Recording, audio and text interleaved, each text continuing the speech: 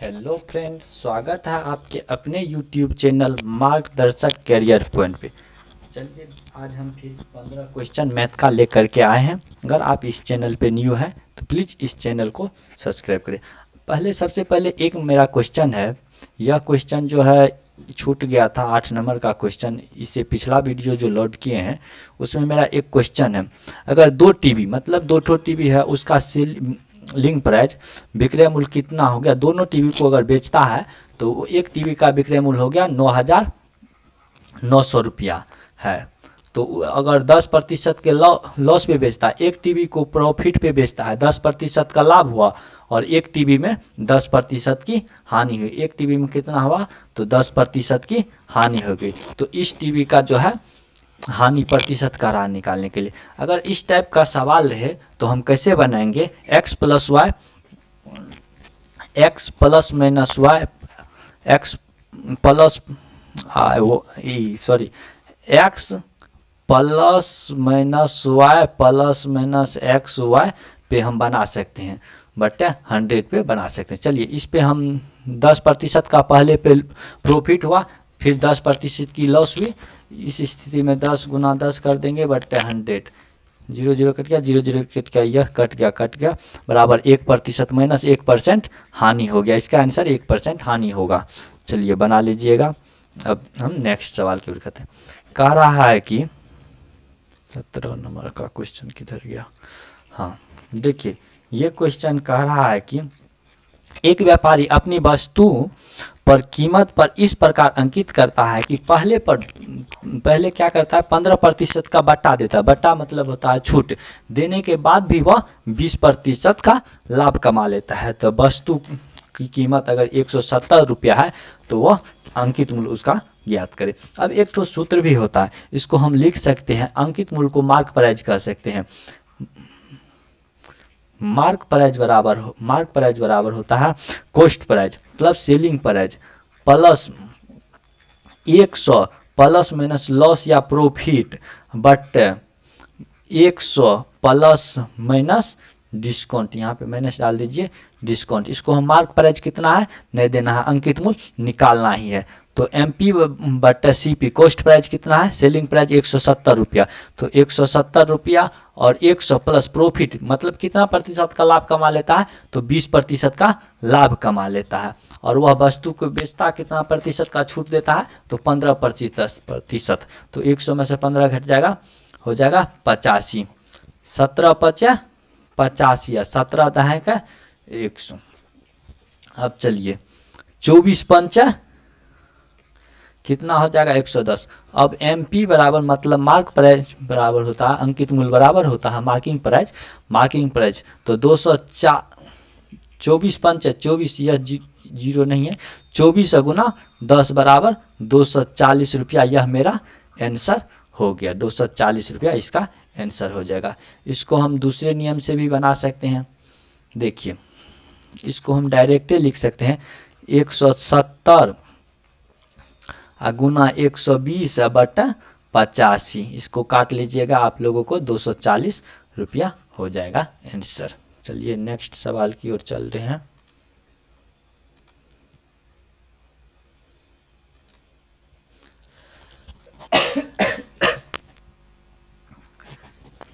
यह सवाल हो जाएगा। कह रहा है कि एक विक्रेता अपनी लागत कीमत पर 13% लाभ की आशा करता है। यदि एक माह में उसकी बिक्री इतना रुपया तो उसका लाभ प्रतिशत। इसको कुछ नहीं करिएगा, इसको आप जो है 113% बराबर हो जाएगा 7,991 पे क्या 3 जीरो। तो 100% बराबर कितना हो जाएगा 113। आप इसको कैलकुलेशन कर करके फिर इसको 13 से मल्टीप्लाई कर दीजिएगा, आपका आंसर 9100 आ जाएगा। यह उतना है। अब चलिए, कह रहा है कि 3000 पर 7% वर्ष की दर से कुछ अवधि के लिए चक्रवृद्धि ब्याज मतलब CI कितना हो जाता है 4347 रुपया हो तो अवधि क्या है मतलब समय का हरा निकालने के लिए। कह रहा है 30,000 का 7% दर से कितने समय में वह 4327 रुपया हो जाएगा। अब इसको हम ऑप्शन बाय भी बना सकते हैं या नहीं तो हल करके भी। अब देखिए, अगर हम ऑप्शन से बनाते हैं तो मान के चलिए पहले हम ऑप्शन 2 ले लेते हैं, 2 लग रहा है हमको, तो इसके लिए करना पड़ेगा सी आई बराबर होता है, सी आई बराबर मतलब चक्रवृद्धि ब्याज बराबर मिश्र धन मूलधन इंटू 1 तो कितना 1 प्लस दर कितना है 7% बटा 100 होल पावर समय कितना हो गया 7 माइनस 3000 मतलब 30,000 है, यह हो गया मेरा मूलधन। ठीक है, अब देखिए 30,000 का 107/100 गुना 107/100 माइनस 30,000 करते हैं। अब देखिए 1 गो 2 गो 3 गो 4 गो 0 4 गो 0। अब 107 गुना 107 करते हैं तो इसका कितना आ जाएगा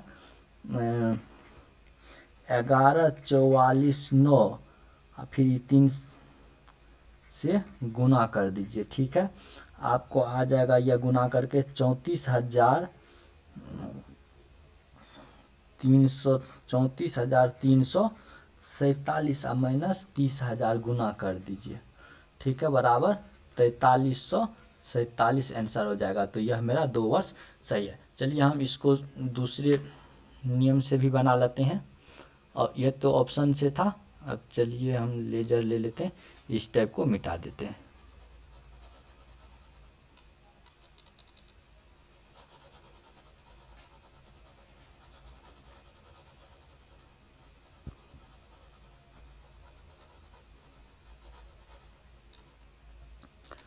चलिए पेन का कलर हम चेंज कर लेते हैं। अब देखिए यह जो है ब्याज है और यह क्या है मूलधन है। मतलब मूलधन बराबर, मूलधन को पी से डिनोट करते हैं, मूलधन बराबर 30,000 हो गया। इंटरेस्ट मेरा कितना हो गया 4347 रुपया इंटरेस्ट हो गया। तो मिश्रधन कितना हो जाएगा आपका, मिश्रधन यह हो जाएगा 34,347 रुपया, यह मिश्रधन हो गया। अब चलिए सूत्र पे बैठा देते हैं। चक्रवृद्धि ब्याज बराबर होता है मिश्रधन कितना, सॉरी मूलधन कितना हो गया 30,000 इंटू 1 प्लस दर बट 100 होल पावर टी ले लेते हैं, बराबर क्या होता है मिश्रधन कितना हो गया 34 7 हो गया। अब देखिए इसको लिख सकते हैं 107/100 का टी, इसको बराबर इसको लिख सकते हैं 34/7/30,000। इसको अगर आप 3 से काटते हैं तो 1,000 होता है। ठीक है, 3 1 3 1 3 हो गया, 4 तिया 12, 1 4 हो गया, 4 तिया 12 9 तिया 27, इतना हो गया। अब 107 को गुना 2 से करिएगा, इसको हम फिर स्पेस कम हो गया, इसको हम छोट करके लिखते हैं 107/100 पर पावर टी को हम यहाँ पे 4 ठो 0 होगा, क्या लिख सकते हैं 107/1000 होल पावर स्क्वायर कर सकते हैं। डेट सिंपल है टी बराबर 2 वर्ष, मेरा आंसर आ गया। चलिए नेक्स्ट सवाल की ओर बढ़ रहे हैं। अब कह रहा है कि एक शंकु और एक बेलन के आधार की त्रिज्या 6 सेंटीमीटर है और बेलन का ऊंचाई कितना है 8 सेंटीमीटर है। तो बेलन और शंकु का वक्रपृष्ठीय क्षेत्रफल। अब देखिए बेलन का वक्रपृष्ठीय क्षेत्रफल, पहले बेलन पूछ रहा है ना, पहले शंकु पहले बेलन है, तो बेलन का वक्रपृष्ठीय क्षेत्रफल होता है 2πr(h). बेलन का वक्रपृष्ठीय क्षेत्रफल क्या होता है 2πr(h) और शंकु का वक्रपृष्ठीय क्षेत्रफल क्या होता है πr(l). अब देखिए शंकु ऐसा है, ठीक है, इसका आधार कितना हो गया 6 सेंटीमीटर, त्रिज्या 6 सेंटीमीटर, ऊंचाई 8 सेंटीमीटर, तो इसका l निकाल लेंगे, तिर्यक ऊंचाई।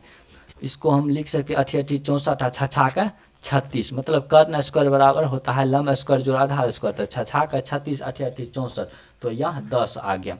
अब चलिए 2 यह पै से यह पै कट गया, आर का वैल्यू कितना है, तो आर दोनों का आर ही 6 सेंटीमीटर, इसका एच कितना है 8 सेंटीमीटर है, इसका आर भी 6 सेंटीमीटर हो गया, इसका एल कितना है 10 सेंटीमीटर, यह 6 कट गया, 2 से काटते हैं तो 5 दूनी 10, तो 8:5, यह मेरा आंसर आ गया, सेकेंड नंबर का इसका आंसर होगा।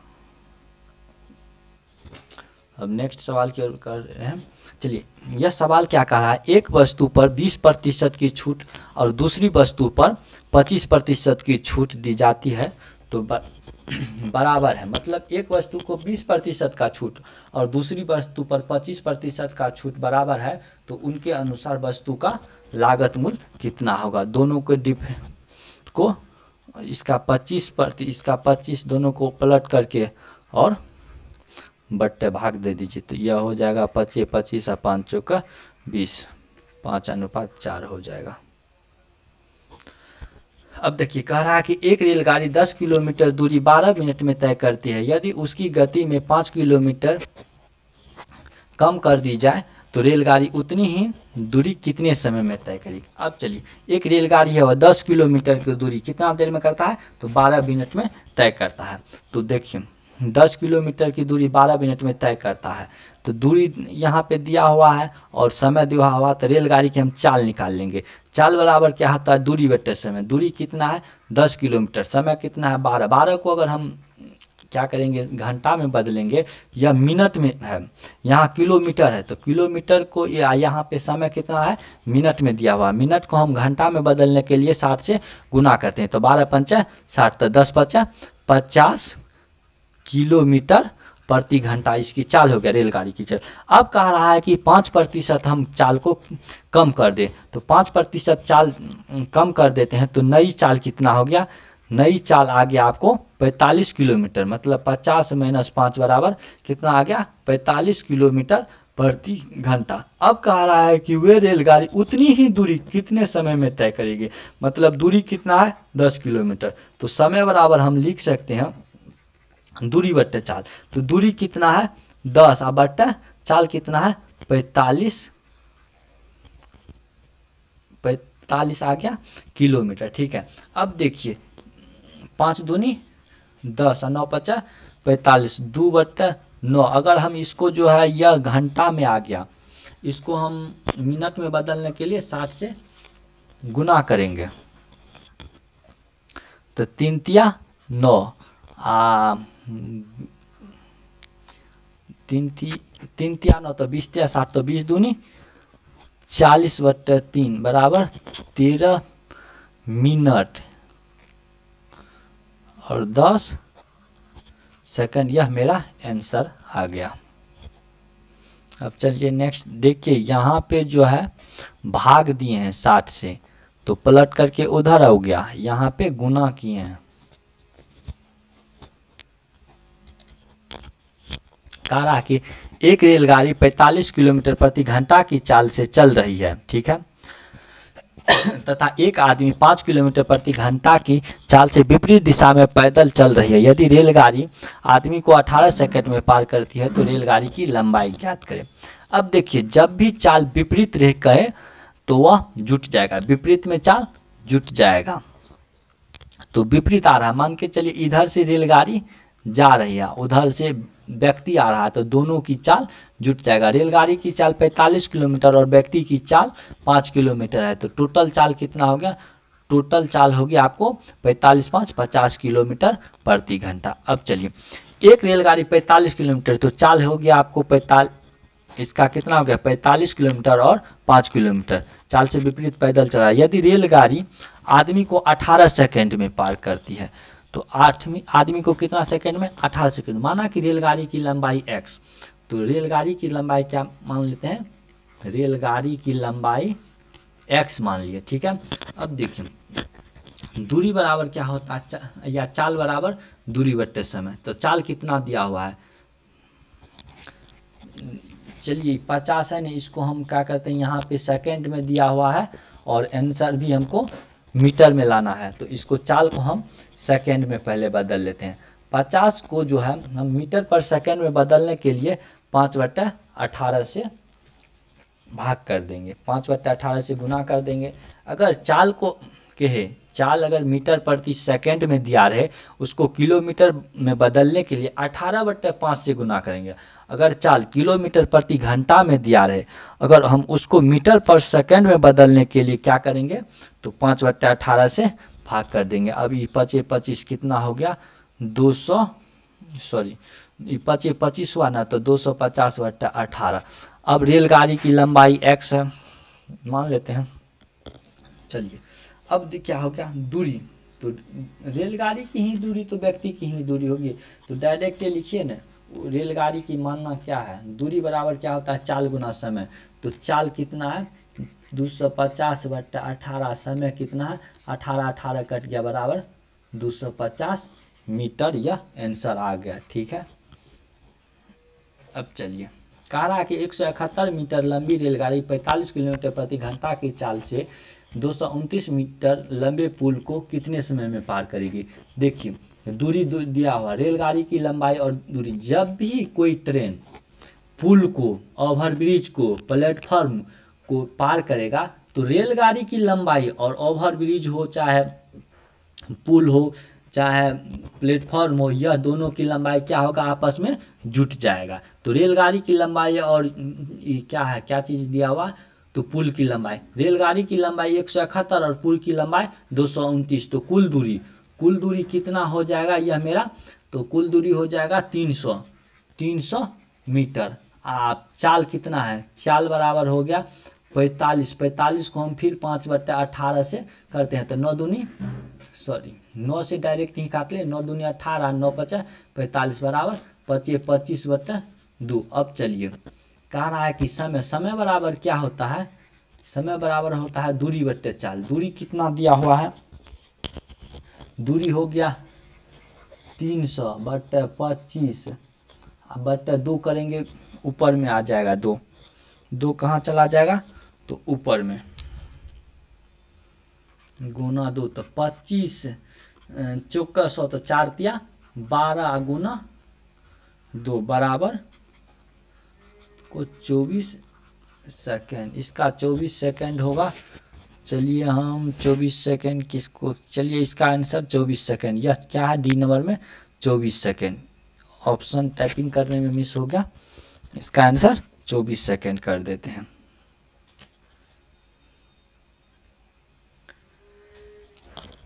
कह रहा है कि 125 मीटर लंबे रेलगाड़ी अपने 60 किलोमीटर प्रति घंटा की चाल से चलकर एक पुल को 30 सेकंड में पार करती है, तो पुल की लंबाई ज्ञात करें। तो देखिए चाल कितना दिया हुआ है, 60 किलोमीटर, तो 60 किलोमीटर को हम मीटर पर सेकंड में बदलने के लिए 5/18 से गुना करते हैं, तो 6 दाएँ का 60, 36 का 18, तो 10×50/3 हो गया। अब देखिए चाल बराबर क्या होता है, दूरी बट्टे समय, तो चाल 50/3, दूरी कितना है, 125 metre plus x metre, 125 metre हो गया रेलगाड़ी की लंबाई, और प्लस पुल की लंबाई x हो गया। एक पुल को 30 सेकंड में, चाल बराबर दूरी बट्टे समय। अब इसको मल्टीपल कर दीजिए,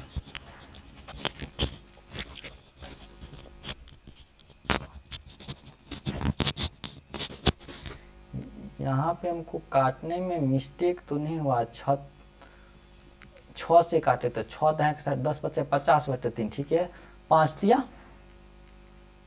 15,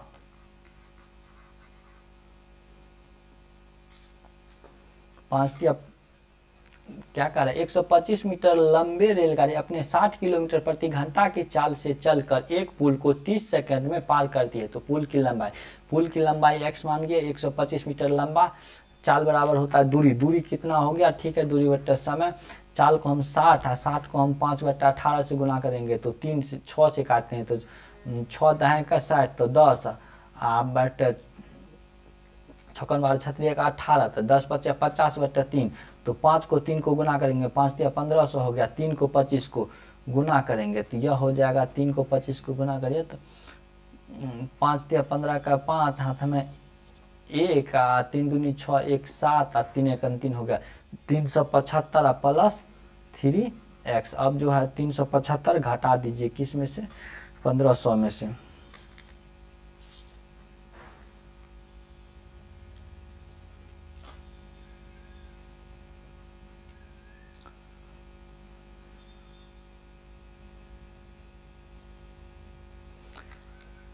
चाल ठीक है।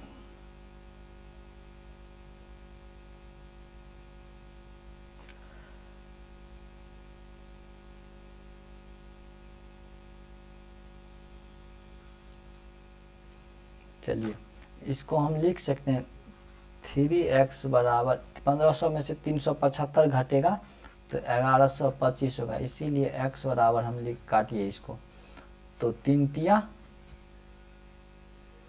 9, 3 तिया 9, तो 2 2 आ गया, ठीक है। तो 22, तो 7 तिया 21, 5 तिया 15, 375 मीटर, यह मेरा बी नंबर का आंसर हो गया, ठीक है। कह रहा कि एक 280 मीटर लंबे रेलगाड़ी की गति 60 किलोमीटर प्रति घंटा है। यह रेलगाड़ी 220 मीटर लंबे प्लेटफॉर्म को पार करने में कितना समय लगेगा। देखिए फिर क्या क्या है, चाल दिया हुआ है 60, इसको 5/18 से मल्टीपल कर देते हैं तो इसका क्या आंसर आ जाता है 50/3 है ना, ठीक है। अब देखिए कह रहा कि कितना समय, तो कुल दूरी कितना हो गया, दूरी आ गया आपको 280 और 200 तो 500 मीटर हो गया। अब समय बराबर क्या होता है, समय बराबर होता है दूरी बट्टे चाल, दूरी बट्टे चाल, ये 3 ऊपर चला जाएगा, 50/3 करेंगे तो 3 ऊपर चला जाएगा, ये 50 100 से हो गया। अब 100 गुना 3 करिएगा 0 0, 100 नहीं 10 हुआ, 10 को 30 से गुना करेंगे तो कह रहे हैं यह 300 सेकेंड मतलब 5 मिनट हो गया, 5 मिनट ऑप्शन भी नहीं है।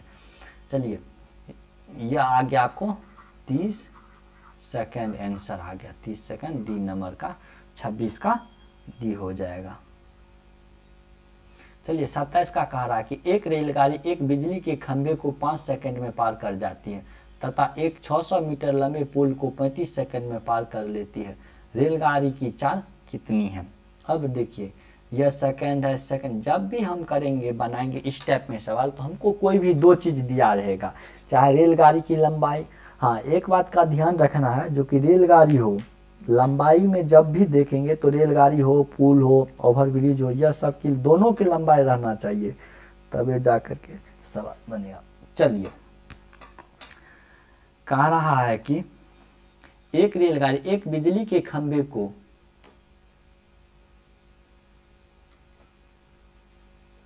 को 5 सेकंड में पार कर जाती है तथा एक 6 मीटर लंबे पुल को 35 सेकंड में पार कर लेती है, तो रेलगाड़ी की चाल ज्ञात करें।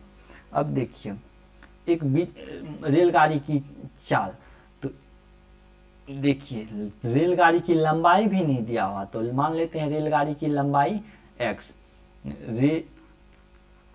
रेल की लंबाई बराबर नहीं दीजिए, रेलगाड़ी की लंबाई बराबर x। अब देखिए रेलगाड़ी एक बिजली के खंभे को, बिजली के खंभे को कितना सेकंड में, 5 सेकंड में, परंतु वह पुल को कितना सेकंड में पार कर लेता है, 35 सेकंड में। अब इसका कैलकुलेशन करिए, यहाँ से बनाइए, चलिए यहीं से बनाइए, 35x बराबर 5x प्लस 6 5 30, 3000 हो गया। अब देखिए 30x बराबर 3000, x बराबर 1000, यह क्या हो गया, रेल की लंबाई होगी, रेल की लंबाई हो गया, ठीक है। अब चलिए यहाँ से इधर बनाते हैं। अब कह रहा है कि रेलगाड़ी की चाल ज्ञात करें, तो हमको चाल निकालना है तो दूरी मालूम है यानी तो दूरी ठीक है। अब देखिए दूरी, तो चाल बराबर क्या होता है दूरी बटे समय, तो रेलगाड़ी की लंबाई कितना है गया 1000 हो गया, आज समय कितना हो गया 100 सेकंड हो गया। अब देखिए 200 हो गया, 200 को हम 18/5 तो 5 चौका 20, यहाँ 30 ना है, देखिए यहाँ पे 30 है तो 30 से काटेंगे तो 100 ये ना हुआ, यहाँ 1 0 कम करिए, यहाँ पे भी 1 0, 20 5 चौके 20, 18 चौका 72 किलोमीटर प्रति घंटा। देखिए मेरा यहाँ पे कह रहा है कि 35x में से 5x घटेगा तो 30x हो गया। अब 30x बराबर 3000, तो इसीलिए x बराबर 100, जीरो कट गया, ई जीरो कट गया, 3 1 3 तो 100, तो 100/5 बराबर 20, तो 18/5। यह जो 18/5 हम बताए थे आप लोगों को, जो कि किलोमीटर प्रति घंटा को मीटर पर सेकंड में बदलने के लिए 5/18 से मतलब कितना हो जाएगा, तब आ जाएगा इसका रिजल्ट मीटर पर सेकंड। अगर यहाँ पे देख लीजिए मीटर पर सेकंड रहे, इसको जो है आप 18/5 से जो गुना करेंगे तो इसका रिजल्ट आपको क्या होगा, किलोमीटर पर घंटा में आएगा। ठीक है। 28 नंबर का कह रहा है कि 240 मीटर लंबी, यह क्या है, 240 मीटर लंबी रेलगाड़ी एक प्लेटफॉर्म को 20 सेकंड में पार कर जाती है तो रेलगाड़ी की चाल ज्ञात करें। देखिए रेलगाड़ी की लंबाई दिया हुआ है, रेलगाड़ी की लंबाई कितना है 240, प्लेटफॉर्म की लंबाई नहीं दिया है, परंतु हमको क्या दिया हुआ है, समय दिया हुआ है। समय बराबर कितना हो जाएगा 20 सेकंड। एक बात का ध्यान रखिए, इस सवाल में एक चीज गौर करिए, यहाँ पे रेलगाड़ी का लंबाई दिया, प्लेटफॉर्म की लंबाई नहीं दिया, प्लेटफॉर्म को 20 सेकंड में पार करता है। अब देखिए यहाँ पे जब भी कोई भी ट्रेन जो है प्लेटफॉर्म को पार करेगा तो वो अपनी दूरी, मान के चलिए यह प्लेटफॉर्म है और ये रेलगाड़ी है, तो रेलगाड़ी जब यहाँ से बढ़ेगा आगे, यहाँ से बढ़ते बढ़ते जब यह यहाँ चल जाएगा रेलगाड़ी तब हो जाएगा। तो रेलगाड़ी की लंबाई तो दिया हुआ है परंतु प्लेटफॉर्म की लंबाई नहीं दिया हुआ, इसीलिए इस सवाल को हम नहीं बना सकते। इसका आंसर क्या हो जाएगा, निर्धारित नहीं किया जा सकते हैं। अब देखिए कह रहा है कि 108 किलोमीटर प्रति घंटा की चाल से जा रही 240 मीटर लंबे रेलगाड़ी एक प्लेटफॉर्म को 20 सेकंड में पार कर जाती है। एक व्यक्ति इसी प्लेटफॉर्म को 5 मिनट में पार करती है तो उस व्यक्ति की चाल ज्ञात करें। यह है कितना में, किलोमीटर प्रति घंटा में, यह है मिनट में, यह है मीटर में, मिनट में, या सेकंड में। सबको हम मात्रक समान करना, पहले चलिए इसका मात्रक समान करते हैं। यह क्या रेलगाड़ी की चाल है, तो चाल को हम क्या करेंगे 108 गुना 5 बटे 18, 18 छः का 18 पंचानवे, 18 छः का 78, मतलब 108 होता है, 6 5 30, यह कितना आ जाएगा 30 मीटर पर सेकंड आ गया। अब देखिए 240 मीटर लंबे रेलगाड़ी एक प्लेटफॉर्म को 20 सेकंड में पार कर जाती है। एक व्यक्ति इस प्लेटफॉर्म को 5 मिनट में पार करता है तो उस व्यक्ति की चाल मांग क्या रहा है सवाल में, उस व्यक्ति की चाल मांग रहा है। अब देखिए हम लिख सकते हैं, चाल आ गया, रेलगाड़ी की चाल आ गया 30 मीटर प्रति सेकंड। अब देखिए चाल बराबर क्या लिख सकते हैं, दूरी बटे समय। तो दूरी तो हमको मालूम है, ये कितना है, रेलगाड़ी की मालूम है बट प्लेटफॉर्म का नहीं मालूम। तो सबसे पहले हम प्लेटफॉर्म की दूरी ना निकालते हैं। तो प्लेटफॉर्म की दूरी x मान लिए, रेलगाड़ी की दूरी 240 मान लिए, उसको कितना देर में पार कर जाता है तो 20 सेकंड में। और रेलगाड़ी की चाल कितना है तो 30 मीटर पर सेकंड है, तो 3 को 20 को गुना कर देंगे तो x प्लस 240 बराबर हो जाएगा 3 दूनी 6, 6 पे डबल 0 हो जाएगा। ठीक है, कभी कभी मिस हो जाता है। अब देखिए इसको घटा लीजिए, 240 में से 600 में से 240 घटेंगे तो 360 आ जाएगा, 360 आ गया। अब देखिए कह रहा है कि प्लेटफॉर्म को एक व्यक्ति 5 मिनट में पार कर जाती है, तो उस व्यक्ति का चाल निकालने के लिए कह रहा है। यह प्लेटफॉर्म की दूरी निकल गया, प्लेटफॉर्म की दूरी कितना हो गया 360 किलोमीटर। यह प्लेटफॉर्म की दूरी है, किसकी दूरी है, प्लेटफॉर्म की दूरी है। और उसको वह व्यक्ति प्लेटफॉर्म को कितना मिनट में, तो इसमें समय कितना दिया हुआ 5 मिनट। 5 मिनट को हम जो है सेकंड में बदलेंगे तो 60 से गुना करेंगे तो 300 सेकंड, ऐसे ही सेकंड हो गया। अब चलिए इधर बना लेते हैं। अब कह रहा है कि चाल बराबर क्या होता है। चाल बराबर आप लोग पढ़ चुके हैं, दूरी बटे समय। समय कितना है 300, ई 0 कट गया, 3 से काटिए, 12 बटे 10 या 30 बराबर 1.2 मीटर पर सेकेंड।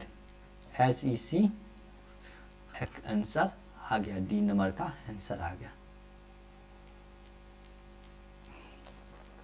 अब 30 नंबर का सवाल मेरा क्या कह रहा है, 3 अंकों की छोटी से छोटी संख्या कौन सी है जो पूर्णतः विभक्त है। मतलब 3 अंकों की छोटी से छोटी संख्या कौन सी है जो पूर्णतः। देखिए 120 भी विभाज्य है, 2 ऑप्शन 20 है, इसको 122 मान लीजिए। 122 भी विभाज्य है, 120 भी विभाज्य है, 115 भी विभाज्य है, 112 भी विभाज्य है। यह सब तो विभाज्य है। अब करिएगा क्या, एक चीज यहाँ पे गौर करिए, यहाँ पे क्या लिखा हुआ है, छोटी से छोटी संख्या, मतलब सबसे छोटका संख्या 112 ही आंसर आ जाएगा। यह छोटी संख्या है, 122 बड़ा है, 120 बड़ा है, 115 बड़ा है, सबसे छोटा कौन है 112 है, 112, उसके बाद 115, उसके बाद 120, उसके बाद 122 है। इसीलिए हम क्या आंसर मारेंगे, 112 आंसर मारेंगे। 31 नंबर का भी सवाल है, तो 16 सवाल हो गया। चलिए एक सवाल और बना देते हैं। कह रहा है कि एक दुकानदार 2 प्रकार के चावल को मिलाता है, जिसमें कि 17 रुपये प्रति किलोग्राम की मात्रा 15 किलो लेता है, और 21 रुपये किलो में कितना मात्रा मिलाया जाए ताकि मिश्रण का मूल्य 18 रुपये पर मूल्य हो जाएगा। अब देखिए एक व्यक्ति है, 17 रुपया वाला चावल को जो है वो मिक्स करेगा 21 रुपये में, 21, इसका आ जाएगा 18, तो 1 है, इसका 3। अब देखिए यहाँ पे 3 बराबर 15, तो 1 बराबर 5 लीटर, 5 kg हो जाएगा जी, 5 kg आंसर आ गया। देखिए यहाँ पे सवाल गौर करिए, कह रहा कि एक दुकानदार 2 प्रकार के चावल को मिलाता है, मतलब 2 प्रकार के चावल, जिसमें कि 17 रुपये प्रति किलो, एक चावल का दाम है 17 रुपये प्रति किलोग्राम, और कि 15 किलो, 17 रुपये प्रति किलोग्राम के चावल को जो है वह 15 किलो मिलाता है। कितना, तो 15 kg मिलाता है। यह कितना मिलावट करता है, 17 रुपये kg है तो 15 किलो, और 21 रुपये प्रति किलो जो है वह कितना मिलाया जाएगी ताकि मिश्रण को किस मूल्य में बेचे, 18 रुपया में बेचे। देखिए दोनों ऊपर मिश्रण कौन है 18 रुपया, तो 21 में से जो है 18 घटेगा तो 3, 17 में से जो, देखिए इस टाइप में कोई मिश्रण का सवाल में जब भी रहे तो 12 में से छोटा को घटाना है। क्या चीज़ करना है, 12 में से छोटा को घटाना। तो 12 मेरे लिए 21 और 18 में 21 बड़ा है तो 12 में से छोटा को घटा दिए। इस दोनों में 12 छोटा कौन है, तो 18 बड़ा है तो 18 में से 17 को घटा दिए। अब देखिए 15 kg, 3 बराबर हमको 15 kg दिया हुआ है, तो 1 बराबर 5 kg। यहाँ पे क्या कह रहा है, इसका एक ही मान निकालना, तो 1 बराबर 5 kg मेरा आंसर आ गया। देखते हैं और सवाल है, चलिए नया है, अरे एक सवाल और है, इसको भी बनाइए देते हैं फिलहाल। चलिए यह सवाल हम 32 से अगले सेशन की ओर शुरू करेंगे।